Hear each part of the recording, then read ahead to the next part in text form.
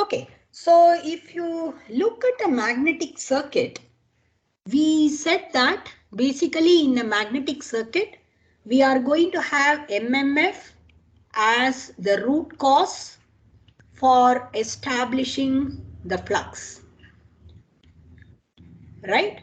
And we also said that the reluctance of a magnetic circuit, that is going to be actually acting like a resistance in an electric circuit, where it is going to limit the amount of flux that is being established for a given MMF. So the material through which the flux is flowing, that will manifest some reluctance, and that reluctance is going to decide how much of flux is basically being established in that particular material. That's what we are looking at. Okay, so if you really look at, for example, a transformer, a basic structure of a transformer, I'm drawing it somewhat like this. So I'm going to have a transformer like this. And let's say the core is, of course, it has to be three-dimensional. So I have to have the core somewhat like this. So I should imagine as though the core is three-dimensional. And I'm going to have the winding basically going around like this. So it will come out, and then it is going to go around like this. So this is the way it is going to go. And I'm going to have the wire which is coming out, it is going to come out like this. So this is the way the winding is going to be wound if I am talking about the primary winding. The same way I will have the secondary winding probably on the other side. So this is the secondary winding I'm showing. So this is the primary winding, and this is going to be the secondary winding, what I have. Now, when I pass a current through this primary winding, let us say that is some I1, and I'm going to have n number of turns here. So totally I'm going to send an MMF which is corresponding to n times I1. This is going to be the primary side MMF or ampere turns. And that is going to establish a flux in this core. So when it is actually establishing a flux in the core, maybe the flux will go like this, and then it has to go around like this and then come back like this, because it has to be a closed path. So this is going to be the way in which this closed path is going to, follow the route. This is going to be the route which will be followed by the flux line. I'm showing one flux line. So this is how it is going to be. Okay. Now, if I am talking about this particular flux line starting from the primary and ending up in secondary, this flux line is also going to cause some induced EMF in the secondary, because N d phi by dt, that is going to be the induced EMF, what I see in the secondary side. And for this N, I should write this as N2, if I may call this as the number of turns as N2, where the flux is the original flux that is produced by the primary winding. But when I am having huge number of flux lines going like this, so I may have one more flux line which is going like this, the third flux line which is going like this. So many flux lines will go. There will be one or two which may just end up finishing the path like this. There may be one more which is probably finishing the path like this. Please note that these flux lines, what I have shown, are going through the air gap which are existing between this particular limb, the top limb and the bottom limb, and it is just flowing from the top limb to the bottom limb through the air gap. So this is not going to link with the secondary winding at all. These flux lines are only linking with the primary winding alone. It's not going to really have any effect on the secondary winding. So these flux lines which are actually not linking with the secondary, which is contributing towards useful amount of EMF generated in the secondary winding, we call this as leakage flux. So whenever we are going to have some flux lines which are not linking with both the members of the machine, the primary as well as secondary. Only if it links with both the members of the machine, it is going to be useful flux. So I should say flux that links with both members of the machine or both coils of the electrical machine. This is actually mutual flux. So we call that as useful flux because it is contributing towards the useful working of the electrical machine. So that is really not going to work properly unless at least some amount of flux links between both the primary as well as secondary windings. Whereas there may be some flux which is actually going as a wastage because it is not linking with both the members of the electrical machine. So we call this as leakage flux, or this is not going to contribute to any useful effect. So I can also call this as what is being, wasted or useless. So there is something called leakage factor, which we define as total flux divided by useful flux. This is generally known as leakage factor. So the leakage factor is actually the ratio of total flux to the useful flux, and this may be of the order of 1.1, 1.05, depending upon how much is the air gap and what is the amount of flux that has been induced in the entire system. All of them are going to matter so much in terms of deciding the leakage factor. So this is one important thing from the point of view of how much is the current that I need to pass through the primary winding to ensure that enough amount of flux is created which will be useful for my electrical machine. So the more the leakage factor, you might have to produce or kind of give more and more in MMF. So if the leakage is lower, you might have to put only less amount of effort or less amount of MMF. But if the leakage factor is more, you have to provide more amount of MMF to create the same amount of flux. This is one thing. Second thing is, when I'm going to have, let us say, some core like this. So let us say I'm going to have a core of this sort. So let's say this is just a piece of iron. And I'm going to have probably some kind of attracting mechanism somewhere here. Maybe I'm going to have something like a piece of iron which has to exactly come in between these two. Okay, so this probably is attached to some kind of frame, so through a spring. So when the spring is really in compressed state, maybe this piece is going to stay very close to this wall. So this is the wall from which maybe a particular piece of iron has to be attracted for whatever reason. So to create the attractive force, I have to pass a current through this coil, which is wound around in this particular piece. So when I'm going to pass a current I, and this is number of turns is N, this is going to become a magnet, because of which I'm going to see flux lines passing like this. So I'm going to have the flux lines passing through this, and it is going to complete its path somewhat like this. This is how the flux line may be. Right?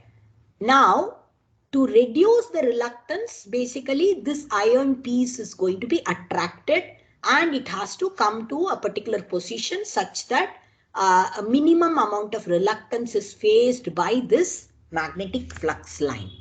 Okay, magnetic field lines. So there will be some air gap in between. There is some air gap here and there is some air gap here. So if I look at the flux density here, this will be probably B of iron. This will also be maybe B of iron. Whereas if I look at air, the flux density could be even lower because it's mu. If I try to look at it, B divided by mu is actually going to be H. Okay, and in air it is mu naught. So this is going to be corresponding to air. Whereas I'm going to look at, if I look at what is the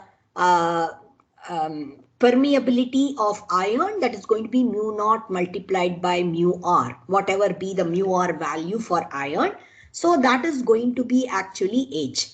The same amount of MMF I am giving in both the cases. So I am definitely going to see that this particular case where mu naught multiplied by mu r, that is actually going to be larger. The flux density in all probability in iron will be higher, whereas in air it is going to be lower. So generally what will happen is all the flux lines which are going like this will bulge a little bit here and then try to come over here so that they are able to occupy more space, because basically the same flux lines have to pass through from iron portion through air into the next piece of iron. So you can't lose any of those lines. And when you don't want to lose any of those lines, but the flux density here has to be lower, it will try to bulge over larger area. So this kind of, whenever you're going to have an air gap, you're going to see that the magnetic field lines come like this. Some of them flow directly, but some of them try to bulge near the air gap. They are going to bulge like this. So this particular effect of increasing the cross-sectional area is known as fringing effect. So whenever we consider an air gap in an electrical machine which is going to have a very small length, the length is very small. Nevertheless, within that length, it will try to expand itself such that I'm going to have more cross-sectional area. So I'm going to have more area near the air gap, whereas near the core, I'm going to have less cross-sectional area. Okay, so the fringing effect and leakage are again characteristics of many of the magnetic circuits which are not uniformly made of the same material. You are going to have definitely intervening different, the magnetic circuit intervened by different types of materials which have different permeability values, because of which you are going to have fringing effect. And because the magnetic lines get extremely crowded within the core, some of them might actually go through air. So if I say that there are about 5,000 lines that are going here, and the permeability of iron as compared to air is about 4,000. If I say that mu r of iron is 4,000, in that particular case, almost 4,000, 4,500 lines might go through this. One or two lines might come through air. So the ratio, whatever I see in terms of how much is the leakage vis-a-vis, how much is the number of lines that are useful, if I try to see the ratio, it will be almost similar to what is the ratio between the permeability of free space versus the permeability of the core which I am using in the transformer or any of the electrical machines. Okay. So let's try to do one simple problem to demonstrate what is leakage and what is the kind of leakage factor that is involved in a transformer kind of electrical machine. So this problem statement is somewhat like this. A magnetic circuit is made up of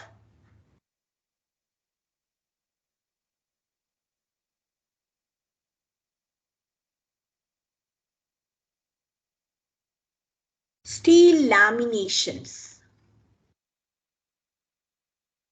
Steel laminations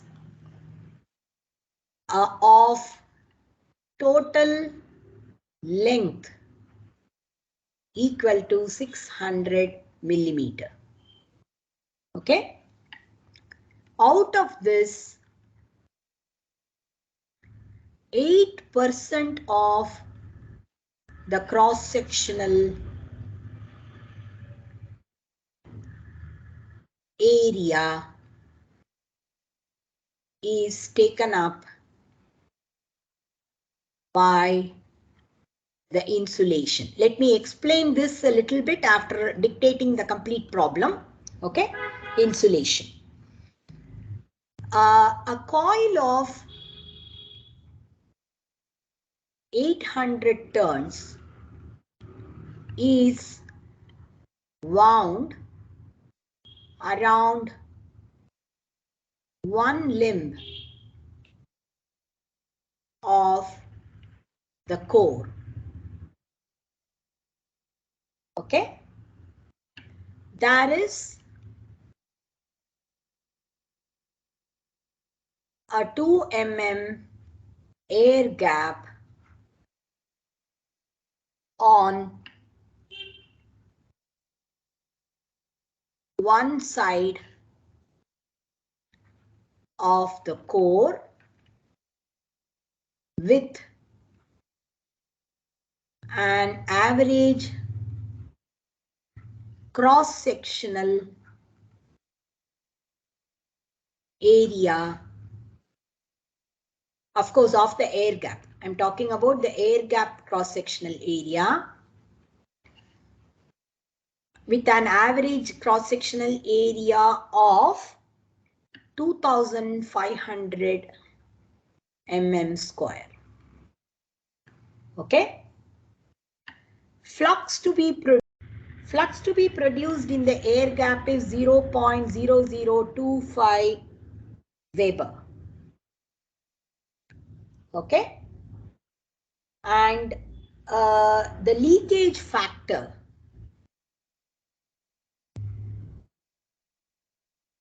is 1.2. Calculate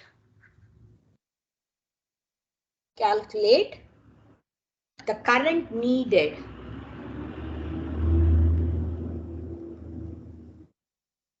to produce this flux in the air gap.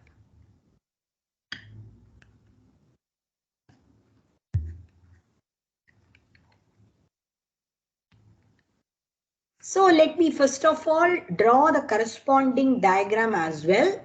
So what we have is something like this. We are going to have a core which is somewhat like this.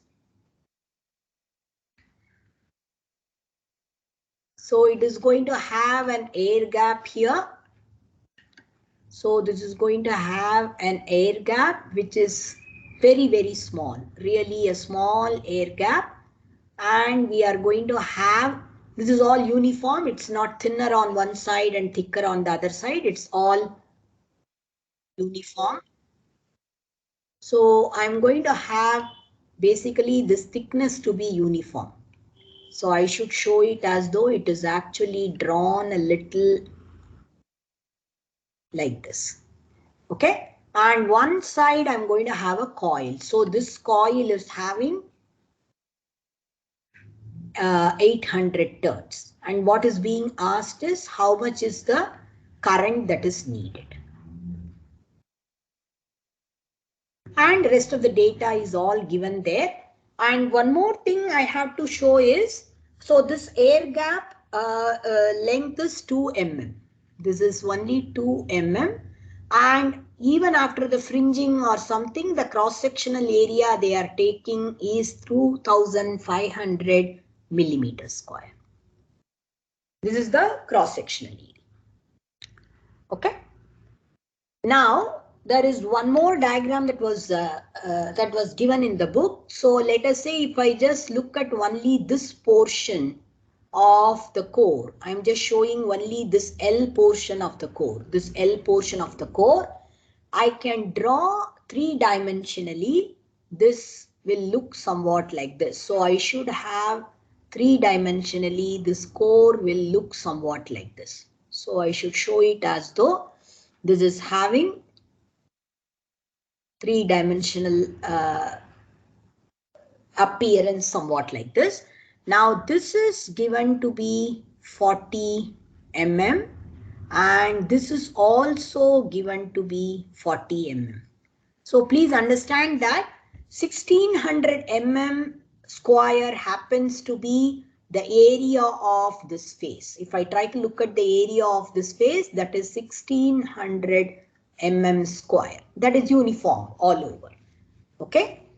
And one more thing is, generally when we make a transformer core like this, we don't make it with solid iron pieces, because when the current is induced in the coil, in the secondary side as well as primary side, you are also going to have this iron being a conductor. This will also have an induced EMF, and the currents here will circulate in all sorts of different direction. It can circulate like this, circulate in whatever way it wants.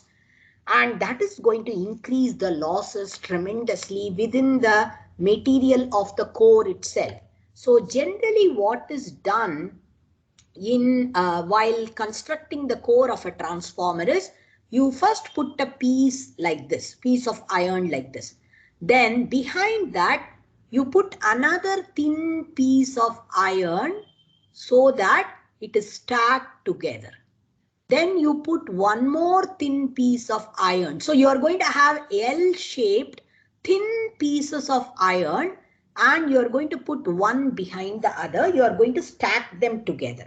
When you are stacking them together, just to make sure that the current does not have a thoroughfare like this, it's not going to flow inside like this, between every lamination, we call this as lamination. So you are going to have one lamination which is having a shape like this. This will be very, very thin, maybe 0.3 mm or 0.2 mm thickness. Then you are going to put one behind the another, and then the third one, the fourth one, all of them are going to be stacked together. But just to ensure that the current does not flow into this directly, we are going to put some varnish. So varnish is a insulator. So you will just apply some varnish on both the layers of both sides of the stamping. Then you will glue it together with the next piece. So you are going to put the next piece which is going to be glued together to the first piece. Then you are going to put the third piece which will be glued together to the second piece, and so on. So you will have basically multiple number of thin layers of this L shape, all of them being stuck together. So in between there will be insulation. So it will not have, the varnish will not have as much permeability as what you see for the piece of iron. And that is what is being specified here, that 8% is occupied by the insulation in the form of varnish. That is what is being said here. Okay. So this is the basic construction of a transformer which we will be discussing eventually. Now with all this given information, let us try to work out this problem. So before everything, let's try to calculate the flux density in the air gap. Okay. So we will be able to calculate what is the flux density in the air gap. The flux density in the air gap is 0.0025, which is 2.5 multiplied by 10 power minus 3 Weber, divided by the area of cross section, which is 2500 multiplied by 10 power minus 6 meter square. So this is the Weber per meter square flux density in the air gap. So I can say this is B air gap.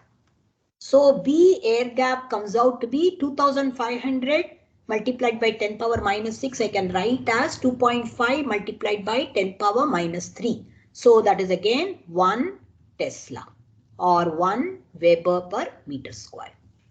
This is going to be the flux density of the air gap. Once I know the flux density of the air gap, I should be able to calculate what is H, the magnetic field intensity required by the air gap to create this flux density. So I can say H of air gap will be basically 1 divided by mu. That is mu naught. So I should say 1 divided by 4 pi multiplied by 10 power minus 7. Right? Mu naught is 4 pi multiplied by 10 power minus 7.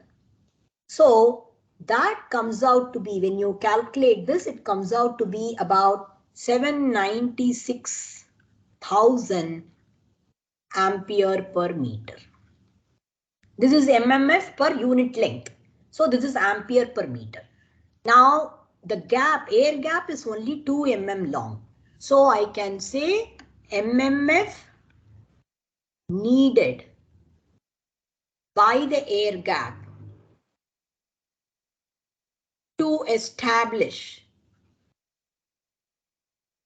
a flux density of 1 Tesla is going to be 796,000 multiplied by whatever is the length of the air gap, that will be 2 multiplied by 10 power minus 3. So 796 multiplied by 2, that will be 1492. 1592 ampere turns. Or ampere, if I leave out the turn, this is going to be the required mmf. So this is the mmf of air gap alone. What is required by the air gap? That is this mmf. This is going to be the mmf required by the air gap. Okay. Now let us try to calculate what is the mmf required by iron. Okay.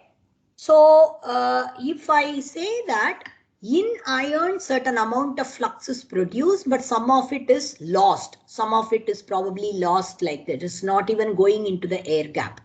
So I can say whatever is the flux that is produced, that is beyond whatever has leaked.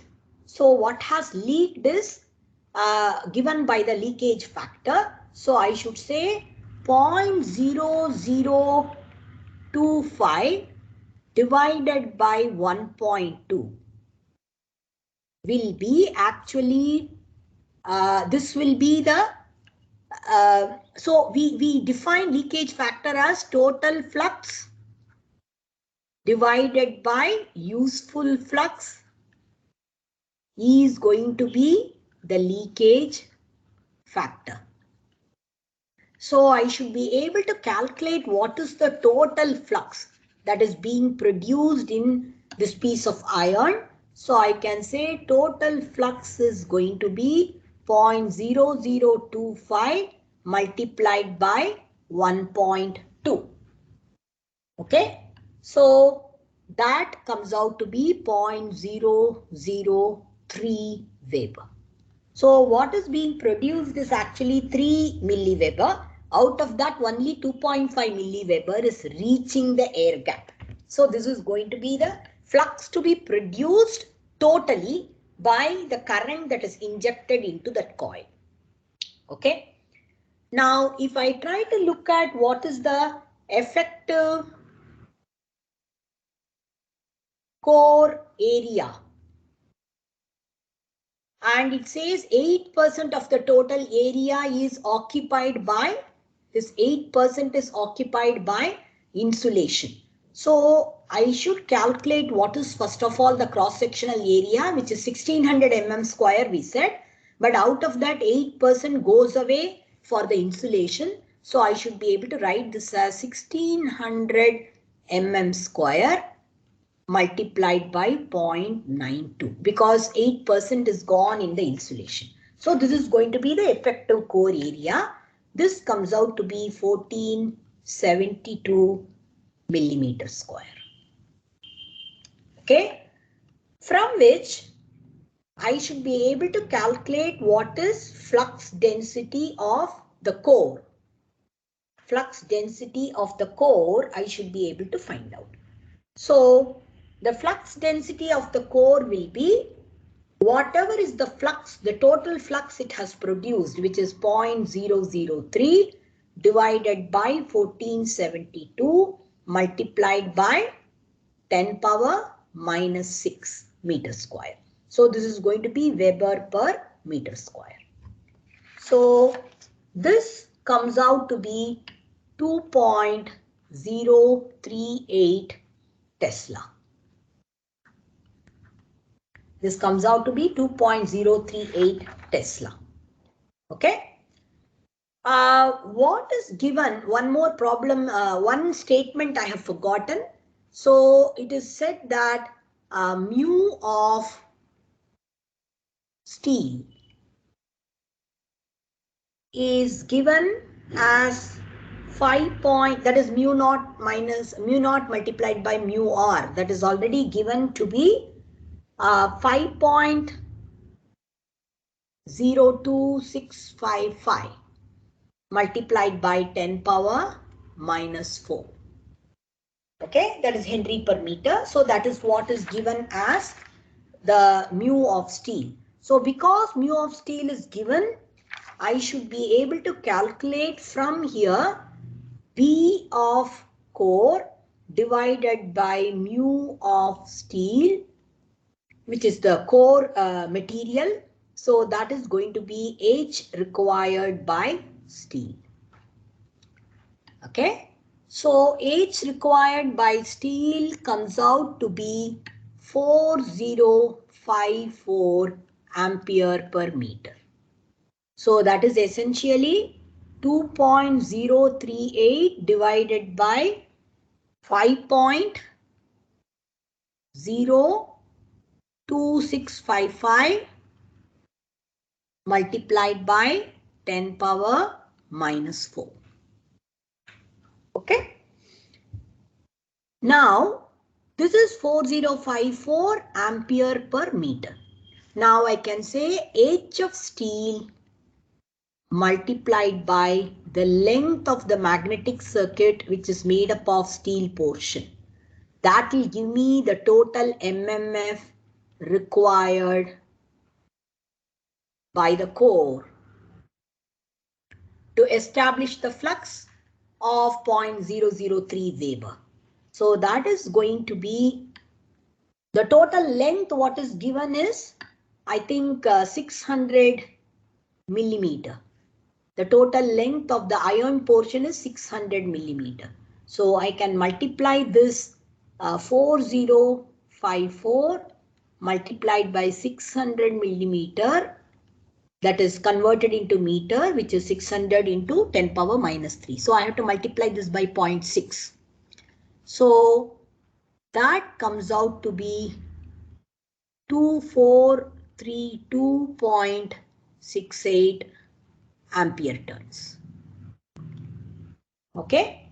Now this is the MMF required by the core, and this is the MMF needed by the air gap. So 1592 ampere is MMF required by the air gap for a very short length of 2 millimeter.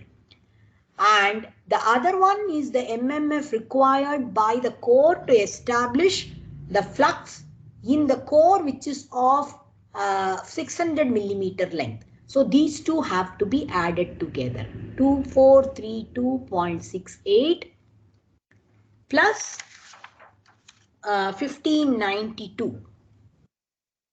This is the total MMF needed. And total MMF divided by the number of turns, which is 800. That is going to give me the ampere or current required. That is the current to be passed through the coil. This comes out to be close to 5 ampere. Okay, so I hope that this would explain to you exactly how the leakage works, how really the fringing effect works, because you can see that until here the area is only 40 multiplied by 40, 1600 mm square. So what you have is only 1600 mm square area, whereas near the air gap, you are going to have 2500 mm square. So it is bulging quite a bit. Okay. And leakage is basically given as 1.2, the leakage factor. So I hope you understand what we mean by leakage factor and what we mean by fringing. Okay. Any questions on this regarding fringing and leakage? Any questions? So let us now try to look at what is known as hysteresis. Or we keep on saying that the permeability of iron and magnetic material is better. So what really causes that? So we are going to study about what is meant by hysteresis and why permeability or the flux created in iron is higher.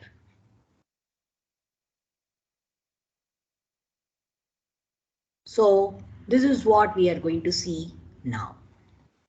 So if you take a piece of iron newly, okay, and then you try to pass a current. So let us say this is the piece of iron I have taken and I'm going to, so this is a three-dimensional piece. Let me take it like this. This is a three-dimensional piece. And then I'm going to put a coil around like this.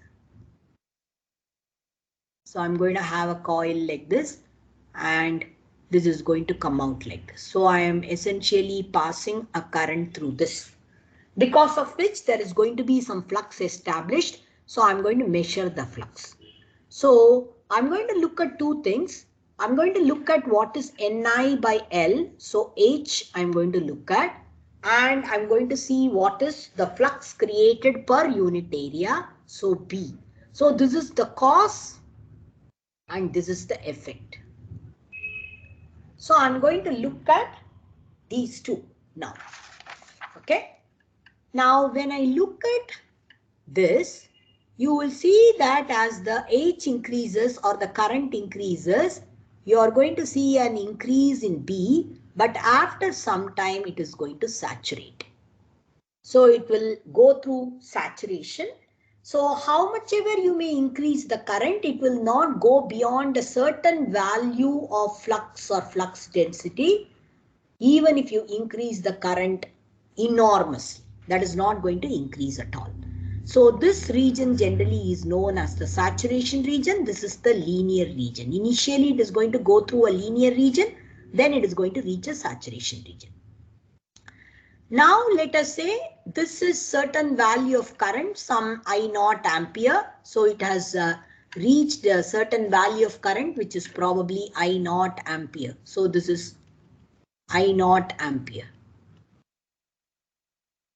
After this, now I'm going to decrease the current. I'm going to go in this direction.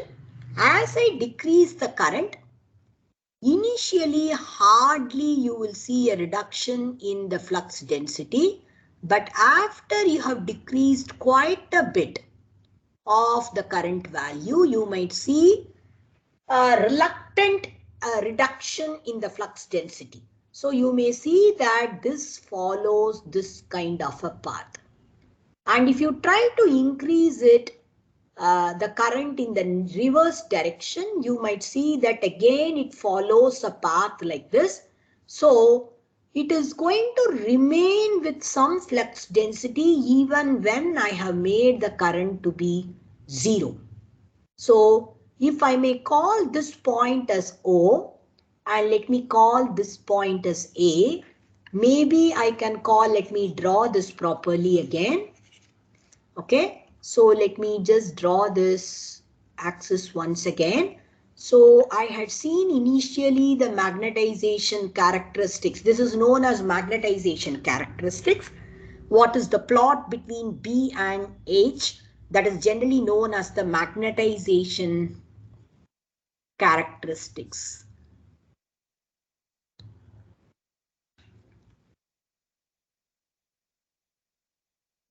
So this magnetization characteristics, when I draw, just by taking a new sample of iron and then I have given additional current, I have increased the current, then I can see that Initially, the flux density value increased and eventually it reached the saturation level. But when I'm trying to decrease the current, I'm going to see that this is going to go through a path like this and it is going to reach the saturation on the other side when the current is still increased. And now if the current is decreased in the negative direction, that is, if I say that the current had been some I0 minus I0 ampere here, and from that you are trying to slowly come towards zero current. You are trying to come towards zero current. So you are slowly increasing the current and going towards positive direction. It will follow a path somewhat like this. So it is going to follow a path somewhat like this. So this particular complete excursion of the flux density from a positive value towards zero to the negative value, this is generally known as BH loop or BH curve of the ferromagnetic material. So this is going to be the BH loop of the ferromagnetic material, and this particular flux density which still remains despite the current reaching zero. So let me call this point as C, let me call this point as D, let me call this point as E, and let me call this point as F, and let me call this point as G. So at point C, current has reached zero or H has reached zero, but there is still a flux density remaining. So this is generally known as remnant flux or remnant flux density. So if I try to look at what is the length of this ordinate OC, so this is remnant flux density. Okay. Now, after this, I am trying to increase the current in the opposite direction. Right? And when it reaches OD, the current, when the current reaches a value of OD, only at that point the flux is coerced or it is forced to become zero. So this OD is generally known as coercive force. So you are trying to make the flux density zero by actually increasing the current in the opposite direction. So you have to do a lot of work on this particular material or iron or ferromagnetic material such that we are able to get zero flux density after a lot of effort, lot of work. So this particular amount of additional value of magnetic field intensity what you have given to make the flux density zero, that is generally known as the coercive force. This is the coercive force. Okay. So we have to do this repeatedly when we are applying a piece of iron with alternating current. We go to positive current, then we go to negative current, again we go to positive current and negative current. So this path, what the flux is following, the flux density is following, it will repeatedly do this, because of which it is going to lose certain amount of energy during the process of reversing the flux repeatedly, and that loss is known as hysteresis loss. The flux always lags behind the current. The current first becomes positive, only then you are going to see that the flux is becoming positive. The current first becomes negative, only after that the flux is becoming negative. So hysteresis means lagging behind in Greek language. So this is essentially talking about how the flux goes through the action of, lagging behind the current, which is the cause of producing this flux. Okay. So we'll look at ferromagnetic materials behavior further in the next